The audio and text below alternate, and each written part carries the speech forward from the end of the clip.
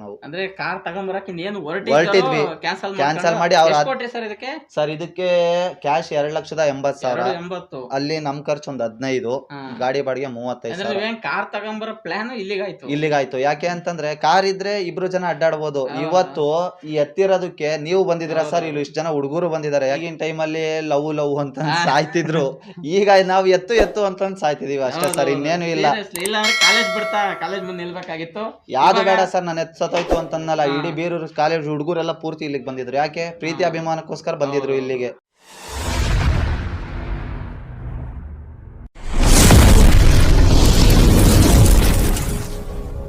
ಸ್ನೇಹಿತರೆ ನೋಡಿ ಇವತ್ತು ನಿಮ್ಮೆಲ್ಲರ ಪ್ರೀತಿಯ ರಣವೀರ್ ಎತ್ತಿನ ವಿಡಿಯೋ ಮಾಡಕ್ಕೆ ಬಂದಿದ್ದೀನಿ. ಇದು ಮಹಾರಾಷ್ಟ್ರದಲ್ಲಿ ಪಬ್ಲಿಕ್ಕಿಂಗ್ ರಣವೀರ್ ಆಗಿತ್ತು. ಆದರೆ ಬೀರೂರು ಚಿಕ್ಕಮಗಳೂರು ಜಿಲ್ಲೆಯ ಬೀರೂರಿಗೆ ಬಂದು ಇವಾಗ ಇದು ರಣವೀರ್ ಅನ್ನೋ ಎತ್ತು. ಅವರ ಇನ್ನೊಂದು ಹಳೆ ಎತ್ತು ಬಬ್ಯ ಮಿನಿ ಬಬ್ಯ ಅಂತ ಒಂದು ಎತ್ತಿತ್ತಂತೆ.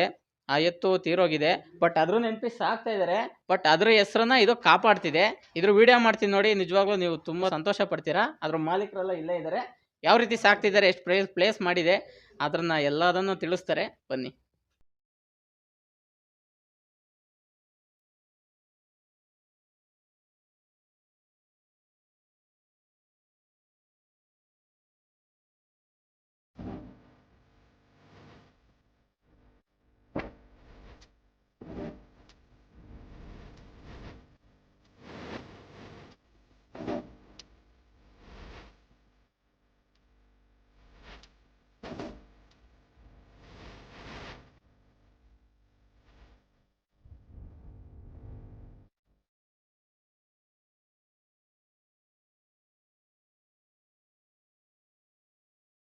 ನಮಸ್ತೆ. ನಮಸ್ತೆ ಸರ್. ನಿಮ್ಮ ಹೆಸರು? ನಿತಿನ್ ಅಂತ.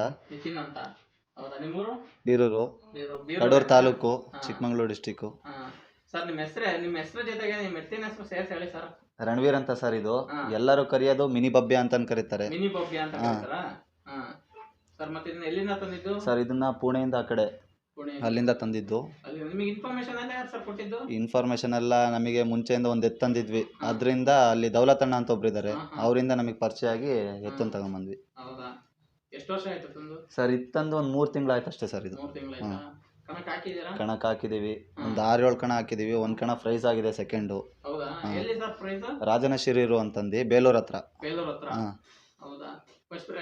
Second prize sir. ಫಸ್ಟ್ ಆರ್ಯ ಅಂತ ಗೋಪಾಲಣ್ಣ ಅಂತ ಅವ್ರದ್ದು, ಚಿಕ್ಕಮಗಳೂರು ಅವ್ರದ್ದು, ಅದ್ರ ಜೊತೆ ಹಾಕಿದ್ವಿ. ಸ್ಪೀಡ್ ಎಲ್ಲ 2 ಸೈಡು ಕಟ್ತೀವಿ ಸರ್. ಒಟ್ಟು ಮಹಾರಾಷ್ಟ್ರದಲ್ಲಿ ಇದು ಪಬ್ಲಿಕ್ ಕಿಂಗ್ ಅಂತಂದು, ಪಬ್ಲಿಕ್ ಸೈಡು ಸಖತ್ತಾಗಿ ಓಡುತ್ತೆ ಅಂತಂದು ಅಲ್ಲಿ ಪಬ್ಲಿಕ್ ಕಿಂಗ್ ಅಂತಂದು ಹೆಸರಿಟ್ಟಿದ್ದು. ಅಲ್ಲೇ ರಣವೀರ್ ಪಬ್ಲಿಕ್ ಕಿಂಗ್ ಅಂತಂದು ಅಲ್ಲೇ ಹೆಸರಿಟ್ಟಿದ್ದು. ಇಲ್ಲೆಲ್ಲರೂ ನಮ್ಮ ಹಳೆ ಹತ್ತೊಂದಿತ್ತು ಬಬ್ಯ ಅಂತಂದು, ಅದ್ರ ನೆನಪಿಗೋಸ್ಕರ ಇದನ್ನ ತಂದಿರೋದು ನಾವು. ಅದಕ್ಕೆ ಎಲ್ಲರೂ ಮಿನಿ ಬಬ್ಯ ಅಂತ ಕರೀತಾರೆ.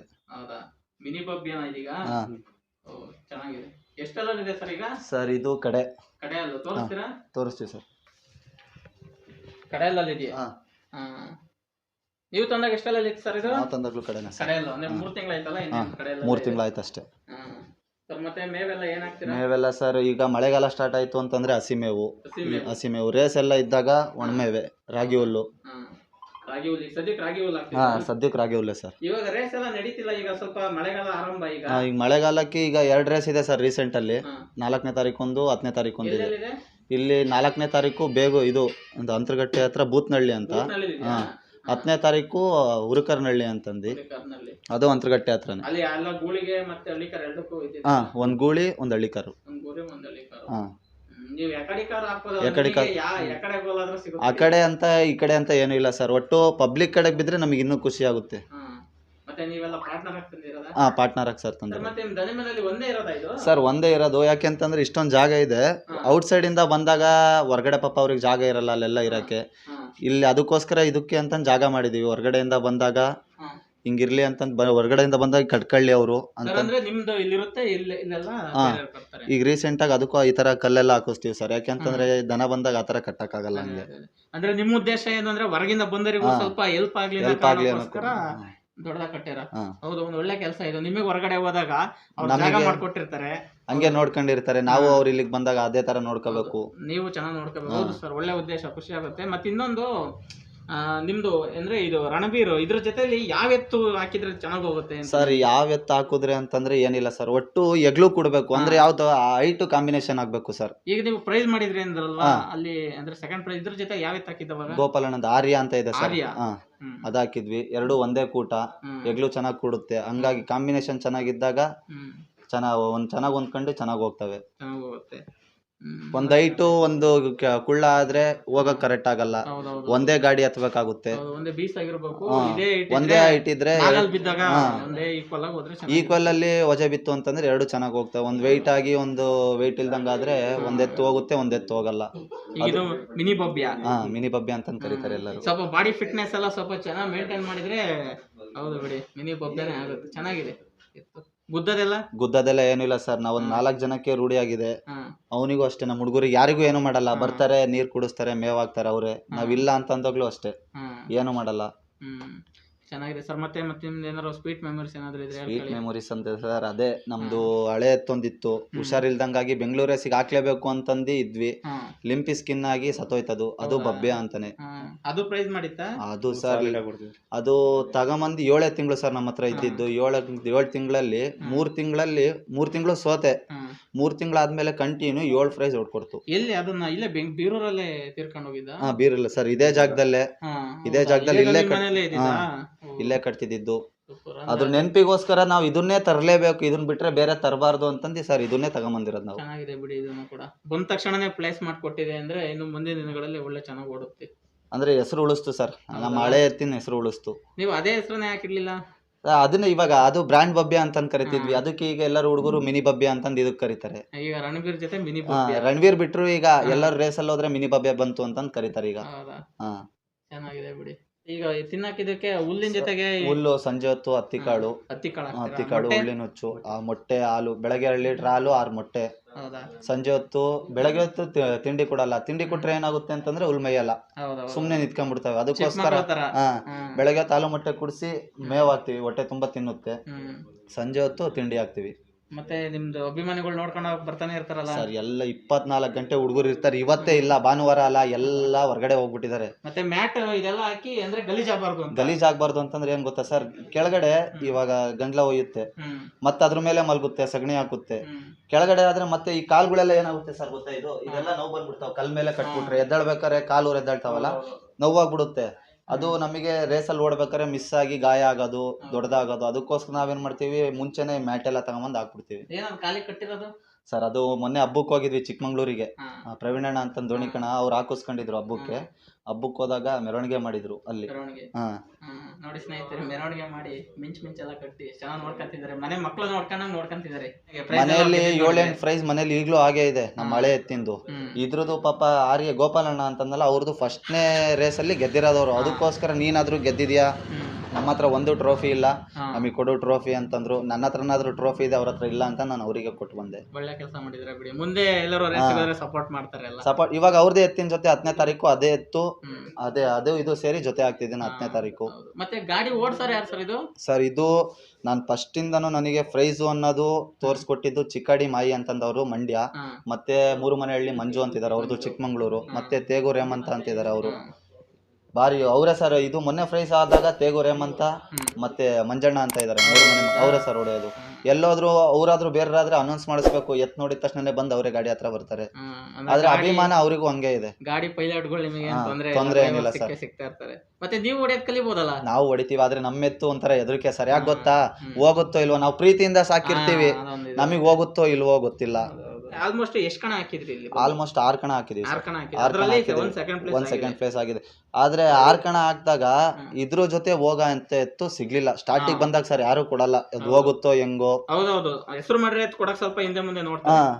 ಅದೇ ಬೇರೆ ಕಡೆ ಹೊರಗಡೆ ಹೆಸರು ಮಾಡ್ದವು ಕೇಳ್ತಾರೆ, ನಮಗೊಂದ್ ಕಣ ಕೊಟ್ರಿ ನಮಗೆ. ಇವಾಗ ಹೆಸರು ಮಾಡಿದೆ ಸರ್, ಇವಾಗ ಎಲ್ಲರೂ ಕೇಳ್ತಿದ್ದಾರೆ. ಯಾರಾದ್ರೂ ಕೇಳ್ತಾರಲ್ಲ, ಈಗ ಎಲ್ಲರೂ ಕೇಳ್ತಾರೆ. ಇವಾಗ ಎಷ್ಟೊಂದ್ ಜನ ಫೋನ್ ಮಾಡ್ತಿದ್ದಾರೆ, ಅಣ್ಣ ಇಲ್ಲ ಅಣ್ಣ ಈ ಕಣ ಆಗಲ್ಲ, ನೆಕ್ಸ್ಟ್ ಕಣ. ಒಬ್ಬೊಬ್ರು ನಾನು ಹಳೆ ಎತ್ತಂದಾಗ ಕೊಡೋದೇ ಇಲ್ಲ ಅಂತ ಹೇಳಿದ್ರು. ಇವಾಗ ಅವರೇ ನನಗೆ ಕೇಳ್ತಿದ್ದಾರೆ, ಅವ್ರಿಗಿಲ್ಲ ಅಂತಿಲ್ಲ. ಅವರಿಗೂ ಕೊಡ್ತೀನಿ ಅಂತಂದು ಹೇಳ್ತೀನಿ. ನಿಮ್ದು ಈಗೇನು ವೆದರ್ ಈಗ ಬೀರೂರಲ್ಲಿ ಸುತ್ತಮುತ್ತ ನಮ್ಮ ಜಿಲ್ಲೆ ಕರ್ನಾಟಕನೇ ಹೇಳಿದ್ರೆ ಈಗ ನಿಮ್ಮ ಹತ್ರ ಈಗ ರಣವೀರ್ ಎತ್ತಿದೆ, ಈಗ ನಿಮ್ಮನ್ನ ಜನ ಯಾವ ರೀತಿ ಗುರುತಿಸ್ತಾರೆ ಹೊರಗಡೆ? ಸರ್ ಹೊರಗಡೆಯಿಂದ ನನಗೆ ಎಲ್ಲರೂ ನನ್ನ ಹೆಸರು ನಿತಿನ್ ಅಂತಂದು ಅಲ್ಲೆಲ್ಲರೂ ಕರೆಯೋದು ಕೆಂಗ ಅಂತಂದು ಕರೀತಾರೆ. ನಿತಿನ್ ಅಂತಂದ್ರೆ ಯಾರು ಅಂತ ಗೊತ್ತಾಗಲ್ಲ. ಹೋದ್ವಿ ಅಂತಂದ್ರೆ ಎತ್ತಿಂದ ನನ್ನ ಹೆಸರು ಬಂದಿದೆ ಹೊರತು ನನ್ನಿಂದ ಎತ್ತಿನ ಹೆಸರು ಅಲ್ಲ. ತಗೊಂಡ್ಬರ್ಬೇಕು ಅಂತಂದ್ರೆ ಒಂದ್ ಸ್ಟೋರಿನೇ ಇದೆ. ಸ್ಟೋರಿ ಇದೆಯಾ? ಹೇಳಿ ಸರ್. ಹೇಳ್ತೀನಿ. ನಮ್ಮ ಹಳೆ ಎತ್ತೊಂದಿತ್ತು ಸರ್, ಅದನ್ನ ಪ್ರೀತಿಯಿಂದ ಸಾಕಿದ್ವಿ.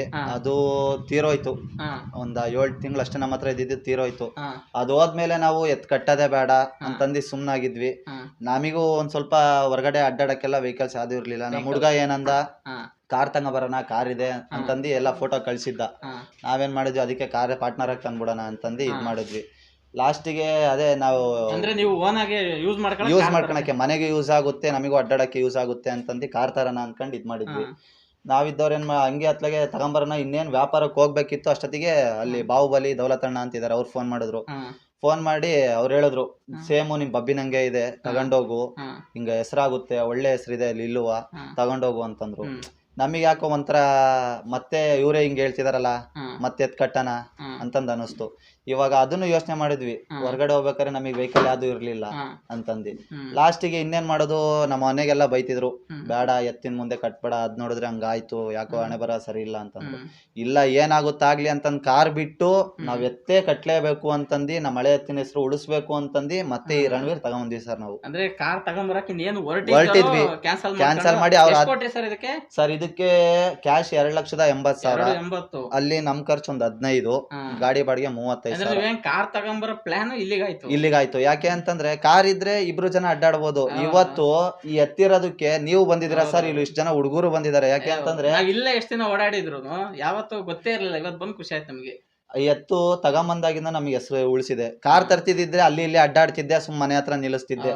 ಇವಾಗ ನಿಮಗೂ ಗೊತ್ತಿರ್ಲಿಲ್ಲ, ಇದೇ ಎತ್ತಂದಿರೋದಕ್ಕೋಸ್ಕರ ನೀವು ಬಂದಿದ್ದೀರಾ, ಅದಕ್ಕೋಸ್ಕರ ಸರ್ ಈ ಎತ್ತಂದಿದ್ದೀನಿ, ಈ ಬೆಲೆ ಹಿಂಗೆ ಉಳಿಸ್ತಿದೆ ಸರ್. ಇವತ್ತು BMW ಕಾರಿಗೂ ಎತ್ತಿಗೂ ಕಂಪೇರ್ ಮಾಡಿದ್ರೆ ಎತ್ತಿಗೆ ಡಿಮ್ಯಾಂಡ್ ಜಾಸ್ತಿ ಹೇಳ್ತಾರಲ್ಲ ಸರ್. ದುಡ್ಡು ಕೊಡ್ಬೋದು, ಅದು ಪ್ಯಾಷನ್ ಮಾಡೋರು ಅದನ್ನ ಇದು ಮೇಂಟೈನ್ ಮಾಡ್ತಾರೆ.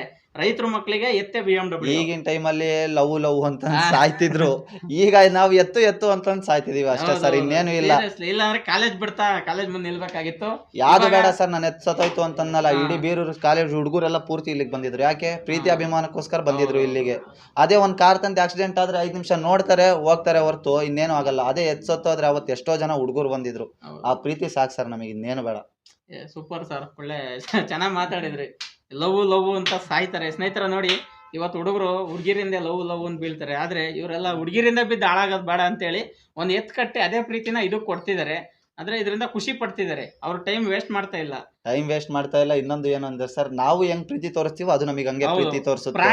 ಪ್ರಾಣಿ ಮನಸ್ಸು ಯಾವ ಅಂದ್ರೆ ಮನುಷ್ಯ ಎಷ್ಟು ಪ್ರೀತಿ ತೋರಿಸ್ತಾನೋ ಅದಕ್ಕಿಂತ ಡಬಲ್ ತಿರುಗಿ ಪ್ರೀತಿ ತೋರಿಸುತ್ತದು. ನೋಡಿ ಸರ್, ಅವನು ಇಲ್ಲಿಗೆ 1 ತಿಂಗಳಾದ್ಮೇಲೆ ಇಲ್ಲಿಗೆ ಬಂದಿರೋದು. ಅವನಿಗೆ ಇವನು 1 ತಿಂಗಳಾದ್ಮೇಲೆ ಬಂದಿದ್ದಾನೆ, ಅವನಿಗೆ ಕೆಲಸ ಇತ್ತು ಪಾಪ ಹೊರಗಡೆ ತೋಟದಲ್ಲಿ. ಇವತ್ ಬಂದ್ರು ಅವನಿಗೆ ಏನು ಮಾಡ್ತಿಲ್ಲ. ಯಾರಾದ್ರೂ ಮುಟ್ಬೋದಲ್ಲ ಸರ್? ಯಾರಾದ್ರೂ ಮುಟ್ಬೋದು ಸರ್, ಏನು ಮಾಡಲ್ಲ.